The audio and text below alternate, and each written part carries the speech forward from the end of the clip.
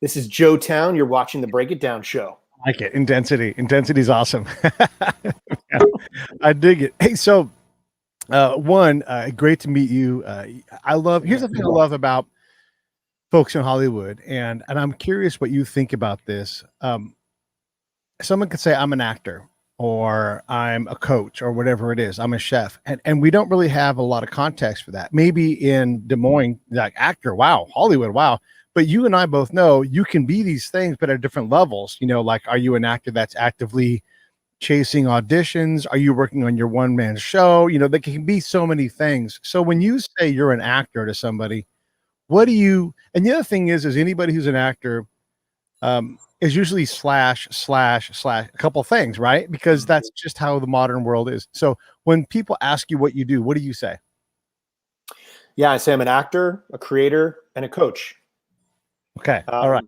And, you know, I think you're right. The hyphenates, you know, it's sort of mocked in some circles. And I think as artists, we've in a way had to evolve. Yeah. You know, when I first moved out here to pursue acting, it felt like we were in a big mall. And it felt like you could come into the foyer and then you start going up the escalator and you'd see some other people maybe on the escalator with you. And then you get to the next level and everybody's trying to get up to the food court because the food court is where all the good stuff is. But what I've noticed is, you know, things have changed and we as artists have to be our own creators. Yeah. So whether we're creating a one-man show or a web series or a podcast or we're writing poetry, being a creator is how we tap into being our artist in between the opportunities that other people get to tell us when we get to do our artistic work. There's something too about the business where if you latch on and you develop a real high level capacity to be marketable, to make, I don't know, $20 million every time we do a project, the industry recognizes that and they tend to just work the hell out of that part of who you are. And so you have to have a refuge with whether it's mixed media, you know, art, or like, look, I've got a couple guitars right over here. I've got a motorcycle behind me right here. You know, I've got things that I do. I write as much as I can. I wouldn't say that I'm a writer, but you can't say I'm not a writer because I put stuff out all the time. I do it from a different perspective, and there's some value in that. And God bless, like, if you're able to latch into a career where you're like, I'm a singer songwriter and I only write these kind of songs. That's great because that's what you're defined as in your industry. But that doesn't mean that you don't have slashes, even if they're not on your resume. Is that fair? It's not only fair. I think you're so onto something. You know, you might describe what you do differently from things you practice and other things you love. And I think that there is a trap when we are incredibly quote unquote successful at a sport with our day job to only identify as that thing. I am an athlete, right? I am a singer songwriter. And it's really part of our work to know who we are outside of those things. Yeah. And our identity may be different from what we do. And I think if we don't do that, it's laden with traps. I think for an athlete who is told since the age of 5, you are an exceptional athlete, and at the age of 22 has a career-threatening injury, they might wake up and say, I don't know who I am. And the amount of anxiety and stress that can have to not know who we are is part of our job and the lonely work, the things that nobody else can do for us. So I think it's great that you just put that slash in there and, you know, get curious. What else do I love? Yeah, no, I love it. And so last week I was up in my hometown of Benicia and I always talk to the seniors as they're getting ready to graduate because I don't look at them as kids, right? I'm like, you guys are adults. Maybe you're proto adults. Maybe you don't pay your own bills and stuff, but from this moment forward for the next 6 years, all you're going to do is be more enabled to do whatever you want to do. So let's just start this conversation off as an adult. I highly recommend you don't rush through college. If you're not going to go to college, I highly recommend you try to get abroad, and don't let others define what you can and can't be. You can absolutely build a life. I'm curious what the coach has to say about this. You can absolutely build a life that is, I have a job, it's 9 to 5, I get paid X number of dollars. And the moment it's 5:01, I am no longer the employee. I am on to my own thing. My buddy Jason's a great example. He works at a refinery in a hometown, and it's a fantastic place to work. Super interesting and very revenue, favorable. But the moment he leaves that gate, he's a skateboarder. That's what he's done his whole life.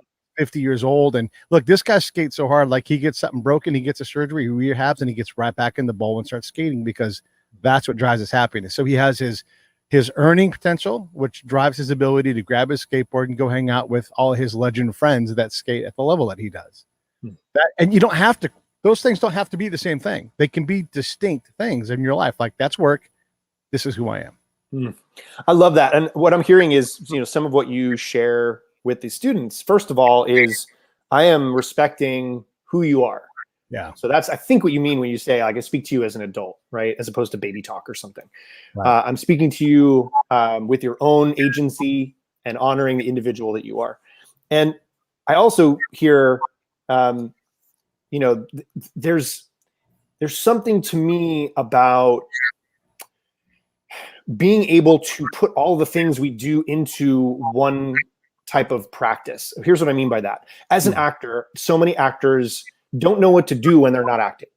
It might take a class when I'm auditioning, but they might just watch a show, but they might not feel like they're actually training to be an actor. If you're a musician, you can play scales, right? You can read music, you can learn a new song. Most actors are not sitting home on Friday night learning a new monologue. They might take up a monologue challenge or something like that. But part of what we do at the company that I created, and part of what I seek to do as a coach, is figure out how to make daily practices things that are going to help me with my craft, but I might do outside of my craft. So what do I mean by that? Well, I might be a person who gets into habits. I might like to order my favorite food, watch my favorite show, be in my comfort zone. But we know what happens to our brains when we stay in our comfort zone. So what if I try going home a way that I've never done before? What if I try ordering a new dish? What if I try making something I've never made before? Now I'm in a growth mindset and the opportunity to try something new and be in a relationship to something new. Well, how that helps me on the day when I go on set is that I might have been practicing in my living room, which I've been in 1,000 times, but I might not know how I'm going to be on this particular set. So how do we train for the unknown? How do we train embracing the unknown, embracing risk, taking chances, making mistakes, recovering, resiliency? Those are the things that I think are going to help us and are often not taught in acting schools or in most acting classes. It's usually the technique that you know with the friends that you know in the safe environment and the coach that you love. Yeah, I love it. I mean, when it gets risky, and I'm just going to be a little bit silly and mock, acting coaches, because they're absolutely incredible. And I'm just trying to be funny here, which is ruining the joke. But, when you think about risque, they're like, listen, giant muscly dude, you're going to play Maggie from Cat in the Hot Tin Roof and do this monologue. How are you going to do it now? And it's like, but you're right. So look, I'm a combat guy, right? I told you just off mic, I was a spy when I was in the Army. And my level to tolerate uncertainty is elite, right? You can throw me into an uncomfortable environment and I'll be uncomfortable, but I can still operate at a high level because I've developed that muscle at the major league level, right? And so, like when COVID started, that's just not that. I know it's all uncertain. We don't know what to do, but that part of it never really bothered me because I've experienced a lot of that. And it is tough to teach because you've got to go make yourself really uncomfortable with something where you don't know what the outcome is going to be. You're not sure of the next step. And you can have 15 options that are all equally good and bad. But at some point you have to decide, it doesn't matter between these 15 options. There's really no difference. I can't control the variable on step 2. So I'm just going to pick option 7 and go. I think you're right. The beginning of this period of time was so uncertain for so many people. And I wonder if they don't have a practice and a relationship to a process they can lean into as opposed to the outcomes that they're used to. I wonder what most people do. And in Maslow's hierarchy of needs, we know that food and shelter and safety and security is the base of that. So if for most of us, it felt like we were in a solid island and a storm came and knocked us out to sea, for most people, I think COVID was like trying to get to dry land, trying to get to a place of safety first. Yeah. And for those people who are like, bring on the rain. I know how to swim. I can hold my breath for long periods of time. I know how to scan the horizon for land. They probably had a system and a set of practices. And we rise and fall to the level of our habits. So if we're not really prepared for that, I wonder how we do small things is how we do all things. So how we do COVID might be how we do our art. got an airplane flying overhead. I always try to mute them out. The other thing, we had a couple of, and I've had a number of these guests, these like high level adventure sailors, I guess is the best way to say it. And these guys tend to want to go out by themselves or on, like they want to hobble their ability. Like they don't go out and get $1 million boat. They're like, this boat's $40,000. It's in crap shape. I'm going to buy some food and I'm going to, and then they know how to sail. But then they go into the biggest, scariest oceans, and they all come back with these tales of, I thought we might die that day. We didn't, though, And so but it's not the big things. Yes, the big things are there, and they get to see these incredible things, and they all just rave about the experience.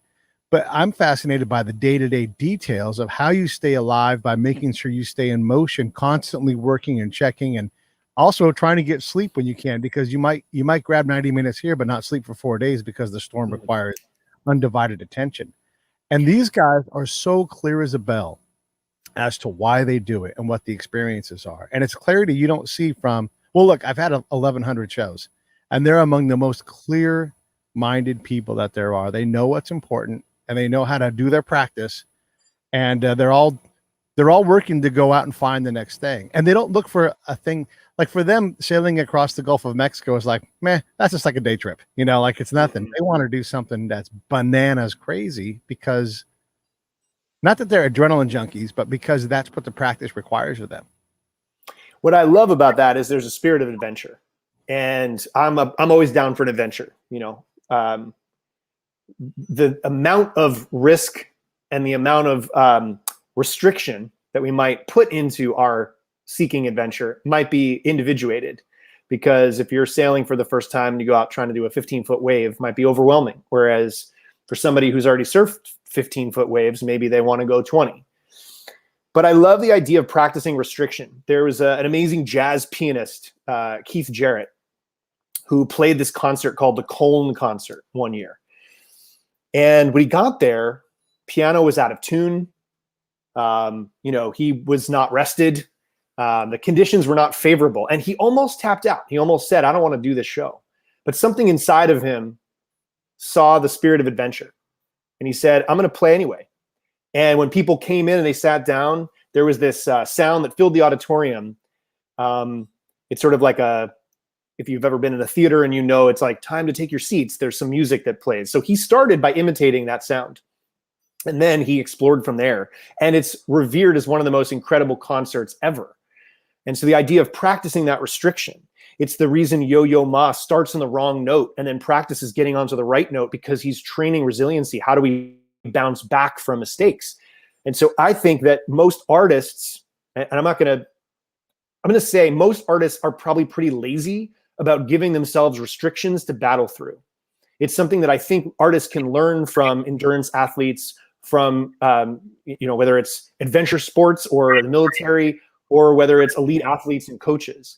And it's something that I think is a necessary skill, especially given the environment we find ourselves in as artists now, where our time frames are tiny and we're often asked to do 4 things at the same time.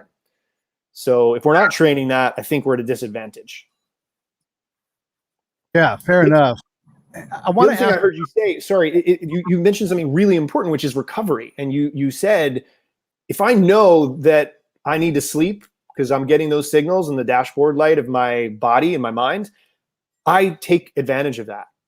And I think rest and recovery is what allows artists and athletes to sustain over time. And if we don't prioritize rest, if we prioritize trying to do 5 more reps of something, we're really going to be coming from burnout, and we're not really going to be an optimized version of ourselves. No, I totally agree. I take a nap basically every day. It's part of my mental well-being. My psychiatrist, psychologist, they both agree, like, this is a good time for you it's okay to rest, because you do improve your performance when you slow down a little bit. I wanted to ask you, I want to take the other end. So Yo-Yo Ma is going to start practice on the wrong key, but then there's virtuosic or pros, like a guy like Emmanuel Axe, who sits down, he's going to play Tchaikovsky's 6th, and there's not a note in front of him. And he doesn't miss a note, and he's perfection on the keyboard for 90 minutes as he performs this symphony in time with a conductor and an entire orchestra, right? And so it's remarkable. It's remarkable to have that level of proficiency in something. And then he tours that around the world, and then he'll throw another one together. I mean, this man has, I don't know, 100,000 notes, not only in his head, but he can perform them, performance grade stuff. So what are your thoughts on someone like Emmanuel Axe or Olga Schweppes, or these people that are just incredible with their ability to perform at a level that it doesn't even make sense to be able to have 25 pages of the rest of the symphony has music in front of them. You know, they're counting time, they're waiting, and they're just like, dun, dun, dun, dun, you know, it's incredible. What are your thoughts on that? Isn't it extraordinary what humans are capable of? So I love the idea that we all become proficient at what we practice at. And so whether we're practicing working off of a page or practicing seeing it in our minds, you know, some people might have an eidetic memory and they might be photographic and be able to see it and just remember it so easily. And so their innate abilities help them do something like that. And for other people, they can lift words or notes off of a page while still being totally connected inside to their own artistic intelligence. And so if we decide to train one way, we wrap myelin around that circuit and we become really good at what we practice. Now, what we practice, we can practice bad habits. You know, there are a lot of people that say, you know, oh, it only takes 10,000 hours to become a master at something. But I think the nuance that was missed in that summation is that we have to be doing deliberate practice. We have to be working in an engaged way. We have to be working at our edge of growth, and we have to be cleaning up certain aspects of things that we reflect on afterwards. And so I love hearing that somebody can sit down for 90 minutes and do that. I love watching a 7-hour production of a play. Yeah. And at the same time, I think we're all capable of doing things that surprise us. I got to give a shout out to my man, Scott, who's following along and commenting. He and I go back, gosh, a number of years now. And if I catch his attention, I know we're doing something good because he's super smart. This guy, all right, just the library that just amazes me. And I'm happy to get one book per shelf. And I can't maintain the pace very long because he just chews through books and develops himself in a way that's remarkable. I wanted to definitely give him Scott, a shout out. Hey, your website is called theperformersmindset.com. There's a bunch of resources there. Everybody can get on. There's a newsletter and there's also a podcast. You know, you're new on the podcast side. And I don't want to ask you who your favorite guest is, but I want to ask you, this is a journey where the nature of that show, I mean, look, we're 1,100 episodes in, right? The show has evolved almost 1,000 times. So how has the show already enriched your life, and what's already changed about it? It's a really great question. You know, I'm really fortunate that I've spent a lot of time on other shows, and I was always really most lit up when I was a guest and didn't really know the questions that were going to be asked. And when people ask really smart questions that we're collaborating on, as a guest, I'm having a blast. And so that's connected to a deeper purpose for me, which is trying to do things that I've never done and trying to do them better than I've done them before. And the idea of doing things better than we've ever done them before has been a through line in conversations I've been having for years now that just haven't been recorded, whether it be a client or at a lunch or a dinner. Right. It's the thing that I'm really passionate about. So the idea of having these conversations now and being so curious about all these different perspectives on some of these themes, I learn something and I seek learning something from each one of these guests. So it would be strange for me to pick a favorite, but I could probably name a favorite moment with each guest, something that surprised me or tickled me or that I can't stop thinking about. But the thing that I really feel is that it's bringing together so many different parts of who I am. So when I have somebody who's in the entertainment space, I get to lean into the different perspectives that I've developed, you know, by being in different roles on film sets and stages around the world. But I get to talk to somebody who may have a perspective as a cook or as, you know, standing on stage singing with Leonard Cohen or Tom Petty. Or perhaps we have a guest who was a head trainer for the Philadelphia 76ers and was working with Kobe before he started with the Lakers. And hearing these cross perspectives is creating this almost constellation perspective for me.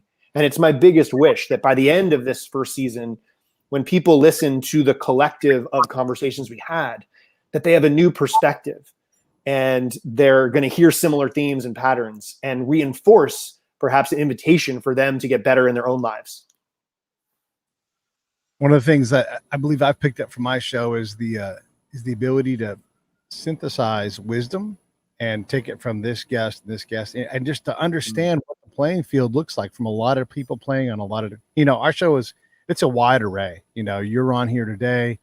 I mean, I can't, like, it's so crazy to try to even illustrate the array. It's vast. Authors, astronauts. That's pretty good right there, right? Yeah. Yep. And when you start to hear common themes, when you hear contrasting themes, you start to get a sense for like, this all looks familiar after a while, and you begin to develop that slow, constant wisdom that you always have and can always draw on, regardless of the situation. Yeah, I'm hearing that you have the ability to chunk information quickly and pattern recognition based on the breadth of conversations you've had. And I'm thinking about some sneakers that I was super excited to get as a teenager, cross trainers. Yeah. And what I'm seeking is to cultivate a cross training perspective. And so when I hear author and astronaut, I'm like, okay, what is that lens like? What's the intersection of those two things? Where are they the same? Where are they different? And do they talk about the similar themes as they come through? And I imagine that's got to tickle you and be a delight. Oh yeah, no, for sure. One of my favorite things to find out is someone who's just remarkably successful and well-known, even if it's just in a very thin siloed field. I like to ask them, like, what's the most mundane thing? Where, like, if anybody who like idolizes you saw you right now, what would that thing be? And what my favorite example is Brandy Roderick, who was Playmate of the Year, I think in 2001. Here's this icon of beauty and attractiveness, and she's like, I clean my own toilets at my Airbnbs. And she's constantly busy. She's acting, she's doing appearances, she's writing, she's selling real estate, she's running Airbnbs. I'm breathless just saying all that stuff. But there she is, scrubbing toilets, looking like $1 million doing it probably. But we all have to understand that everybody has to do regular stuff. Everybody's got to go to the audiologist, and nothing's very sexy about sitting there and having someone jam a probe in your ear, Yeah, I'm thinking about John Wooden. You mentioned LA sports, and iconic basketball legend John Wooden would, have 5-star athletes coming in and playing for his team, including Kareem Abdul-Jabbar and, a ton of other incredible athletes. And the first thing he would teach them is how to put on their socks, right? Yeah. And some people are like, why are you teaching? They're clearly elite athletes. He's like, because if they don't have their socks on right, they'll get a blister in the third quarter and I can't play them the rest of the game and they can't practice tomorrow.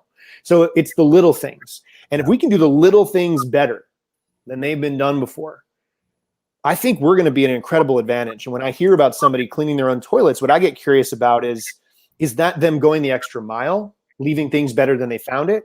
Or is that a meditative? For me, it might be the dishes. But when I do the dishes, I like making order out of the chaos of the sink. I like feeling the warm water. I like being focused on what I'm doing, and then occasionally letting my mind, put together pieces from other parts of my life. That's meditative for me. And so that's a practice. And so people might be like, well, maybe your life would be better if somebody else did that for you.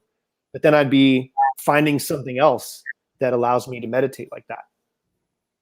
So someone goes to the performersmindset.com right now, right? And they want to know, like, why am I going there? What's drawing me there? I mean, I hear what you guys are saying. I dig it. I want to know more, but what's there? Yeah. So the performer's mindset is the idea of a couple of things. One, that we're all performers.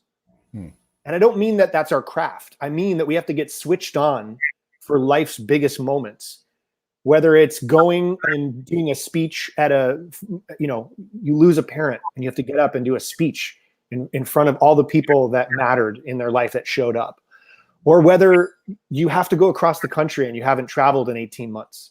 And so I have to perform. I have to get switched on and go engage with people in the world. But then also, how do I get switched off?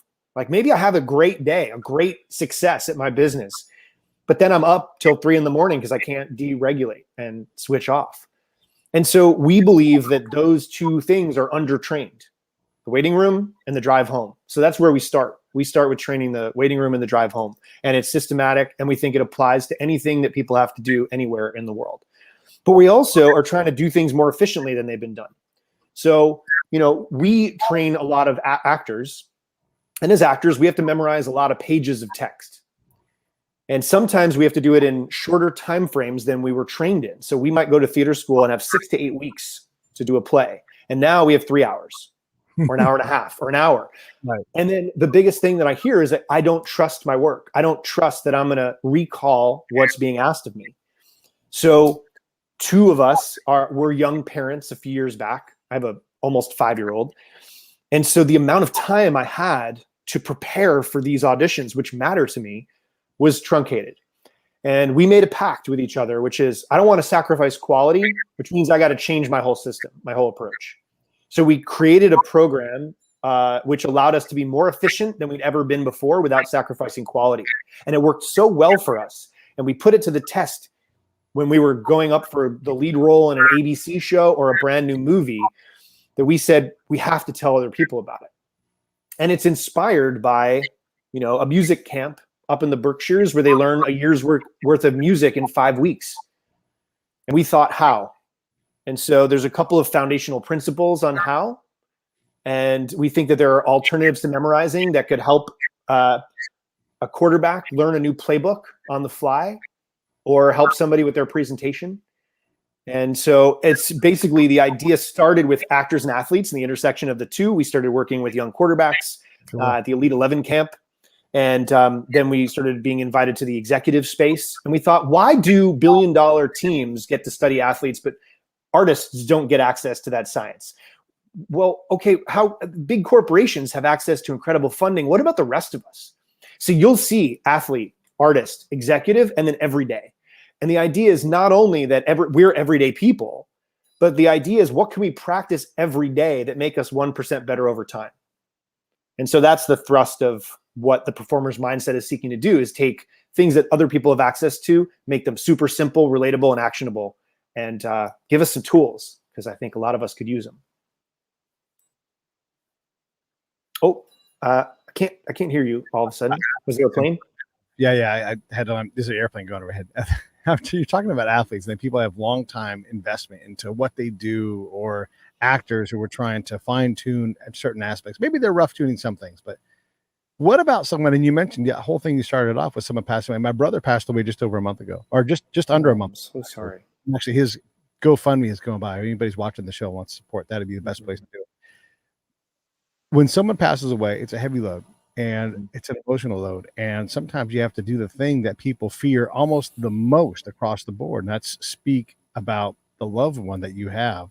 How does someone take these one-time instances? I don't have to be great at speaking, right? Like, I'm going to get up and talk because for my family, I'm the one person that really knows how to do that well. I won't be the only person, but what about someone who's like, I need to be able to get through this, session, emotional. Oh my God, at the event. How do I build a temporary capacity that maybe turns into something else, but I'm not trying to become an actor. I'm not, I already have my own thing. How do they use your skills? It's a really great question. So first of all, I just want to say, I'm really sorry to hear that about your brother. Yeah, it's unfortunate. Loss is something that is a process. And I lost my mother at a young age, and there's still echoes and reverberations of that in my life today. So I would say pausing before we speak is an important skill to develop. And that pause, we might want to know that there might want to be one, and B, know what to do with it. So am I going to breathe instead of holding my breath? Is that going to help me feel what I'm feeling? Am I going to pause because I want to connect to remembering the person I'm speaking about and imagine them and feel how I feel about them, as opposed to holding on to the emotion because I don't want to I don't want to be embarrassed. I don't want to feel feelings in front of people because I'm worried about what other people are thinking. Well, that's a skill, to decouple from what other people might be thinking about me, the fear of other people's opinions. Whether you're a boardroom executive or an actor, or you're going up to speak about somebody who's passed away, we need to develop the skill to decouple from what other people are thinking and connect inside. And we think a lot of that comes through that pause and having a couple of actual practicable skills that start way before that day. So 90% of what happens to us on the stage, on the field, in the boardroom, is affected by what happens to us outside of that room. So how we do, a big moment, if we practice putting a pause before it, it's more likely to show up for us when all the people are watching. And so those are just a few simple ways that I would start to think about that. And then, obviously you have to manage a lot in the moment. And it's one thing to say, just breathe, right? It's another thing to know the science behind breath. And it's another thing to know how to come back to breathing after I've breathed once. Because I think a lot of us, I'm breathing. And, I think the idea is like, we got to keep the breath moving, because if there's flow inside, then there's flow in our creative expression.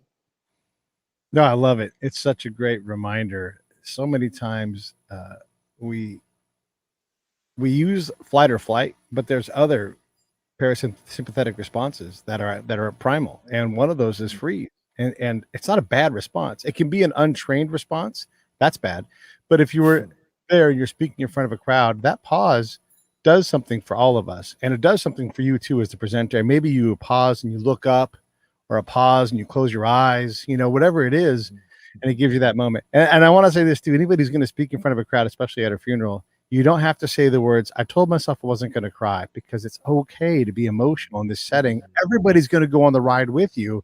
And so it's okay to do that. It actually is better. I would, as long as you can kind of control your breathing, everything, and not become a mess. It's a powerful tool that you should not be afraid to use. It's uncomfortable if you're not used to the emotions of going big, but if you can handle that big wave, Pete says, you'll be able to handle the other smaller waves in your life where their similar skills can come to bear. Am I in any way right about that? Beautiful. Yeah. And I think I love that you named the parasympathetic response to, or the sympathetic response to the unknown. Right. So what are the options? Most of us have heard of the terms fight or flight. You introduced the idea of freeze. So now we have three options, right? Red light, yellow light, green light. Yeah. There's actually a fourth option that I've recently heard about, which is fawn. And fawn is where we have developed a habit of trying to please others when faced with some kind of unknown stress response. So as kids, it can become something we practice. So imagine then we're in a moment where we're giving this speech at a funeral and we're concerned with pleasing others out there instead of doing what we need to do for ourselves. So understanding our response, understanding tools of saying like, oh, I want to guide away from this. And what happens to me normally isn't necessarily how I have to choose to respond. And I think a lot of that relates to stress. We think about stress and pressure. And we think about what happens, what is optimal amount of stress? What is an optimal response to pressure? So I think if we can identify that stress can be fuel and not necessarily something to avoid, and that physiological activation and nerves doesn't mean we're inevitably going to have something bad happen to us. That's what elite athletes can teach us. And that's what they're practicing now on the world stage. I love it. You, if you look in the testimonial section on the performer's mindset, you have Tracy Bonham. Fine. Tracy Bonham is what she was known as a performer earlier in her career. We were supposed to have her on the show at some point. We never seemed to get it figured out timing wise, but here's someone that has performed their personal own music in front of crowds, right? And you would think, she can handle any kind of performance. And also recently I met Stephen Piscotti, who is a player for the A's, and you can throw a 98 mile an hour, sinker at his hips, and he'll not be at all fazed by, Yankee Stadium being full and it's playoff time. But you put him in front of a crowd and say, speak off the cuff or even prepared, and he's going to lose his mind. How is it that people that are so gifted and so able to perform in a level that would lock all of us up? I mean, just if you and I were to walk into a full Yankee Stadium about to go in the batter's box, we would look around and be like, oh my God. But for him, comfort. I think you're talking about performance anxiety. And, it doesn't mean that athletes at some points don't get the yips or get in some kind of headspace, but they have tools that they practice.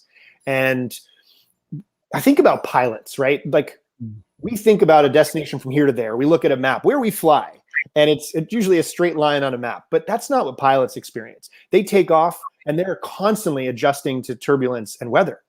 And so it's never a straight line. So I think as an elite athlete, we practiced adjusting for so many reps, so many hours in so many different kinds of conditions.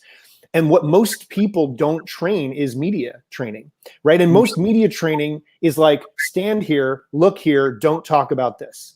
But how often are we training for those interviews? Training for how do I want to flow with a conversation? And there's this thing that is called myelin. You're probably familiar with the term. Many people out there may not know exactly what myelin is and why it's important.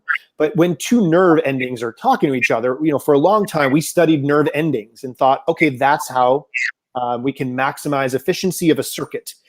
And what they found is that there's this rubbery sort of wrapping around the entire nerve that looks a lot like the wire, like on a cable wire. And it thickens with practice. So it gets bigger. And so myelin basically makes circuits more efficient. So we get so efficient at whatever we practice. And the thing is that we can go into Yankee Stadium and feel like I've been here 1,000 times before because of our circuitry. But what they may not be doing is building a bridge between, oh, I know what to do here. It's just like when I do X. So part of my job is to help build that bridge.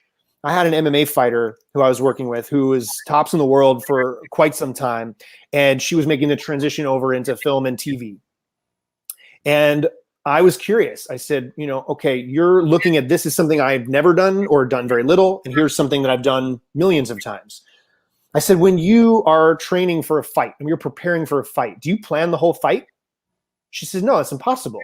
I plan the first exchange and everything else is read and react, is improvised.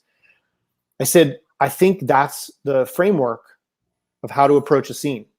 You come in and you plan the very first exchange and then you react and take off of your partner the rest of it. And she's like, I can do that. I was like, yes, because you've done that millions of times before. And so it's little things like that, building that bridge, I think that gives us confidence that we can extrapolate from all of our past wisdom.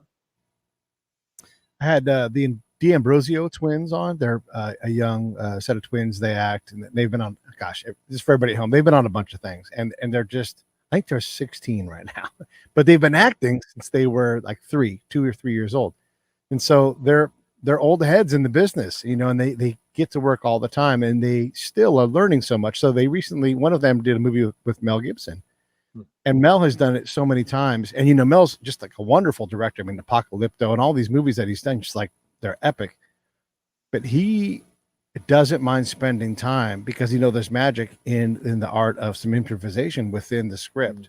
He's okay with that. And he's the boss, right? So if he's like, we're going to improvise, but now, if you've prepared for this thing, we're like, this is now, and and then like, he doesn't want that. He wants something special, and then he'll take what he likes of it and then put it together, at the end. But he's looking for something at a higher level, I would say, and more expensive to do it that way. But that's where he thinks the greatness is. How do you prepare yourself to rise to an occasion if you're working at the professional level, and then Mel says, yeah, we're not doing that. I know people in music and musicians, they're like, they bounce the solo around the band, and they're like, I don't solo. I'll just play the chords and nod my head, right? Because not everybody's comfortable expressing in that way, and they're very good at that one thing that they do. And damn, you need them in your band, but they don't want a solo. They're like, yeah, give it to the next guy. What about that kind of a mindset to try to? Do you even need to break it? Can it be fine just to be like, I am the pro at doing this very specific thing? Because those people exist. Mm-hmm. Well, I think know thyself, right? So to that himself be true. But I think what I'm hearing in there is, how do we train flexibility? So I think some people learn things in a very specific manner by rote, and then they get into a pattern, and that's where they're comfortable. And they can maybe do micro improvisations within that. Maybe they stretch out a word that's actually being said. And improvisation can look different with text than it can maybe without a script. But I think that part of that is, how do we practice? And what is the art of practice? So if you think about, on the day, I want to have options, because maybe they want it to go faster. Maybe they want it to go slower. Maybe they want me to play more. Maybe they want me to discover what I'm saying. Well, I got to practice those 4 things as I'm practicing. I got to practice discovering the words, even if I know what I'm about to say. I have to practice slow and fast. I have to practice playing with it and saying it different ways.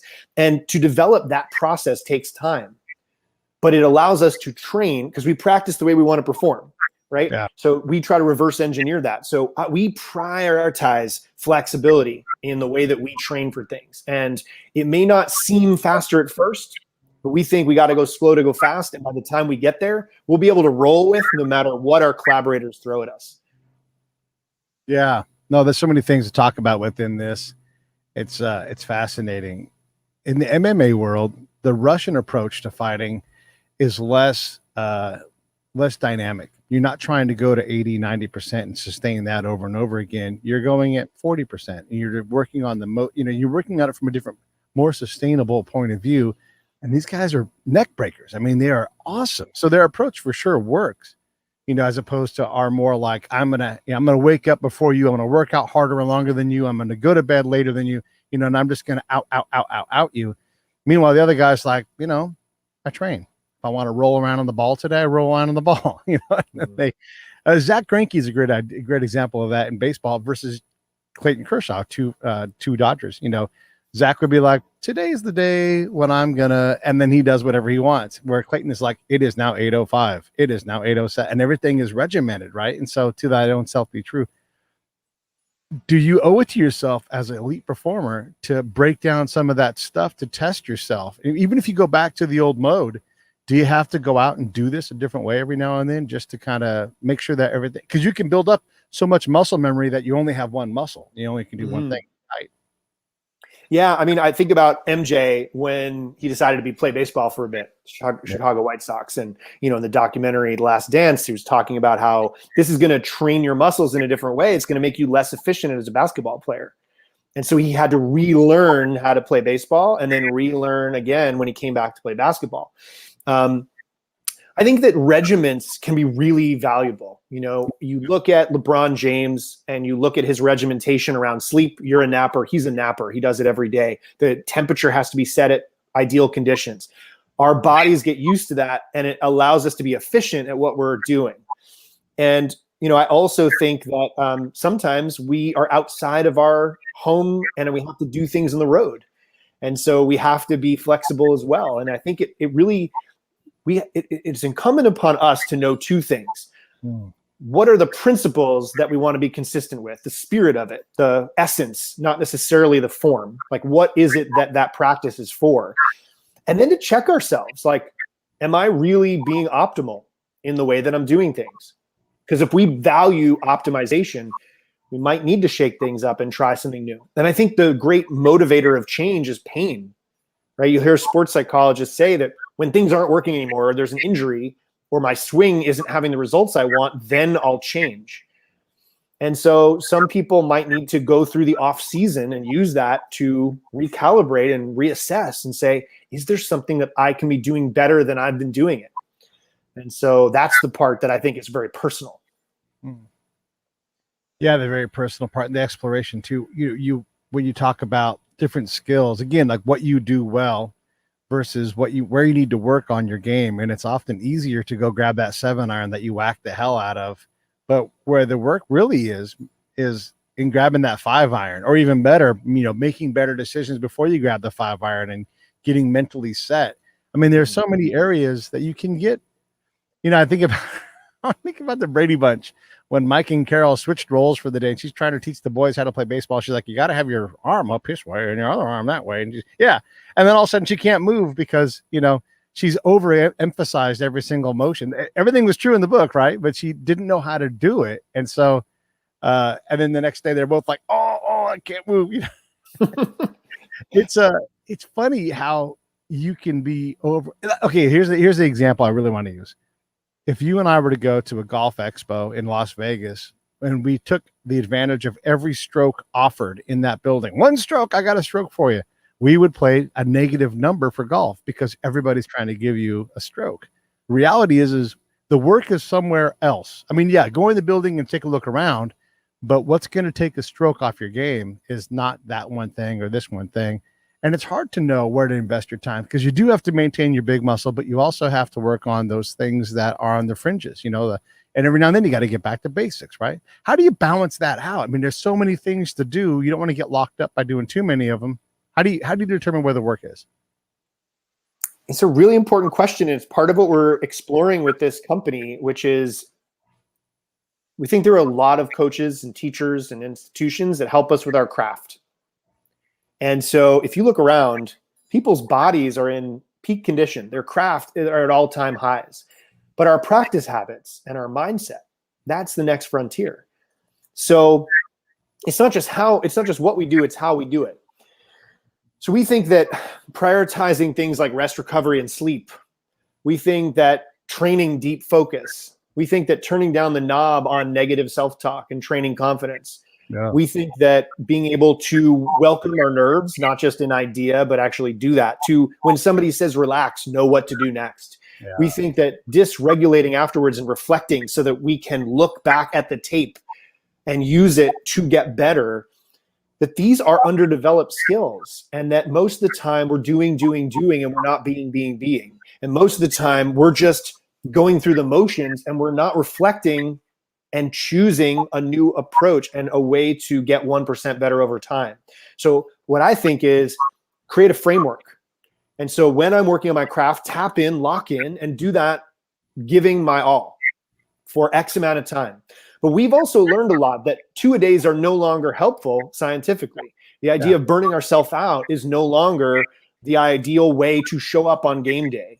But actually working for a 90-minute period of time at max effort, and then spending time on recovery and resetting and rehab and physical therapy and breaking down tape, that is what we are seeing through elite athletes. And I think there's an invitation here for the rest of us to borrow, okay, what does game tape look like for me? Is it a journal? Is it a conversation? Can I tape myself and watch my tape back from my presentation? So these are some of the things that I think are part of a greater framework that we're inviting people to explore. And then you'll be able to know like how much time based on the science, right? If you think about, I want to be in flow. Everyone throws around being in the zone, being in flow state. Well, we can only be in flow for 90 minutes before we are burned out and depleted. And we have to rest and recover or even sleep before we can really flow again. So once I understand that, it might change my rise and grind mentality, and it might invite me to do things differently than I've ever done them before and seek out some guidance. At some point too, after you grind, you got to deburr and you got to polish and you got to do other things to that metal, right? Like if you're always grinding, you're just cutting shit apart, and you're not in the building process. You're just in the destroying process. So I get that. It's really interesting. Like you think about someone like Tom Brady, who started early, like he's like a 6th round draft pick. He wasn't the highest, probably 20 quarterbacks taken before him, but he also figured out early on that by eating properly at the right time and constantly, and just obsessed with eating well at the right cadence, you don't have to get dehydrated because you're always hydrated, and you're drinking the right things. And so your body is never in need of some chemical or some aspect of what it needs to do it. And so your brain and your body can stay in sync longer. It's one thing to be a 44-year-old quarterback who can kind of get by, but he can still hit that spot that he could hit 10 years ago because his body is able to, and his mind are working and have been working more efficiently and with less garbage than we might have, Yeah, TB12 maximizes efficiency and has clearly developed a system that has evolved over time. And a system that is so personal to him. He knows what he needs, and he knows the science behind why to eat certain foods at certain times based on his body. And I think, for a lot of young athletes, they might just look at his results, his rings, the amount of yards he throws, how far he can throw it, and they work just on their craft. And I think if we want to sustain, we need to look at the pinnacle, someone like he or LeBron James or even Kobe. Understanding that Kobe created a day where he would work out 3 times, and he would get up at 3, 4 in the morning and go work out, but he'd be back to spend time with his family and his kids. And then he'd go back and work out a little bit, and he'd come back and he'd have a midday nourishment and meal. And then he'd go, train and come back and have dinner, and then he'd go work out again and go to bed. And he knew that he was working out 50% more than anyone else. And so over time, he just started to naturally surpass people because his system created a little bit of excellence that other people's systems maybe didn't afford them. Yeah. And so how do we think about the way that we approach those places in between our craft? That's where I think the magic happens. You said something earlier too, Joe, last time your segment you were talking, and I wanted to come back to that because there are these things that are believed to be innate skills, and people say, well, here's what you do. You know, and in my world as a spy, like you have to, and this is sales, this is reporting, whatever it is going to be, you have to establish rapport. And once you do that, then you go and you build trust. That is not a system. And there is a system to establish rapport. Maybe yours is different than mine, but if you focus on what does it take to get rapport, how do you test it? And then when do you start to build trust? And what's that ramp look like? And how do you test it?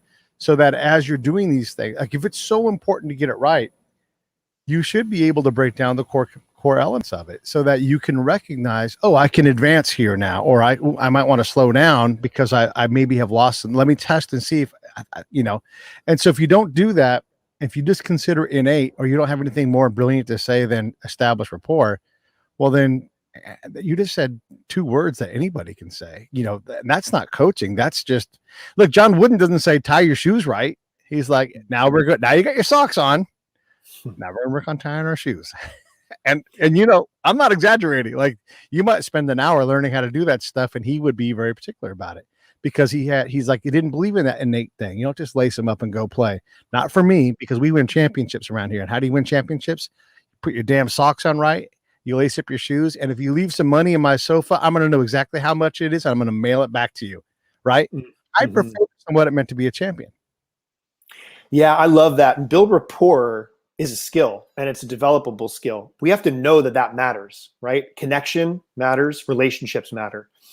And whether we're an introvert or an extrovert might look different depending upon the environment. A network test versus a casual meeting, or, you know, just bumping into somebody in the airport. And there's a great conversation on a podcast called The Flying Coach that happened between Steve Kerr, Greg Popovich, and Pete Carroll. And those three humans as coaches have built rapport and connection in some ways better than I've ever seen it. And I would say Popovich is known for being hard on Tim Duncan, but he was only able to be hard on him because they built that connection first. And when you hear about what he does, he has a passion for wine. I didn't really know about a lot of that history, but you know, he would learn about wine, and he would learn about where someone was from, and he would, in advance of a dinner, send a bottle and have it waiting because he couldn't wait to introduce this human with this bottle of wine. Well, you have to learn someone. You have to learn the learner. You have to care about people. You have to have a system developed where you can bring those worlds together. And I think it's the same thing with Pete Carroll. You know, he in some ways, this is part of what he built during his time back at USC. But, you know, I think part of the culture that he develops is this is a relationship-based business that we're in.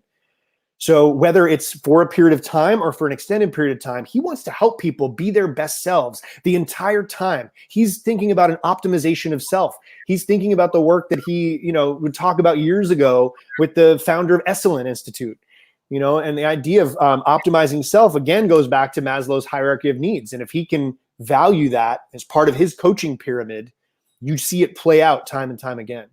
And so what does that look like for us? That's what I'm curious about. What is our coaching pyramid? Yeah. You know, I love Pete Carroll's story because he does a thing that I think is important. If you're looking for young players and you want to draft well, I mean, and you're in LA, here's what you do. You go to Inglewood. You go to these places and you walk around, and when people look like, what is Pete Carroll doing here? Because when you go to where someone is and you go into their dojo, into their neighborhood, this is a spy thing for me. Like, it's not a political statement.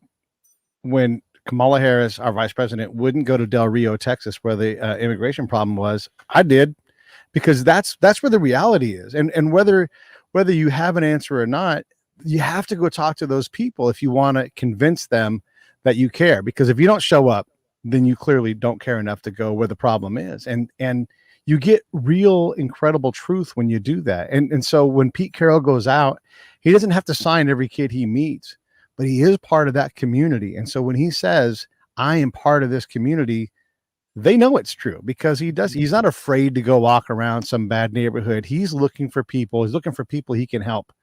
And in this case, it's football, but that is I'll take anybody who wants to do that via the computer. I'll beat them every single time because I'll go to where the problem is and I'll deal with it.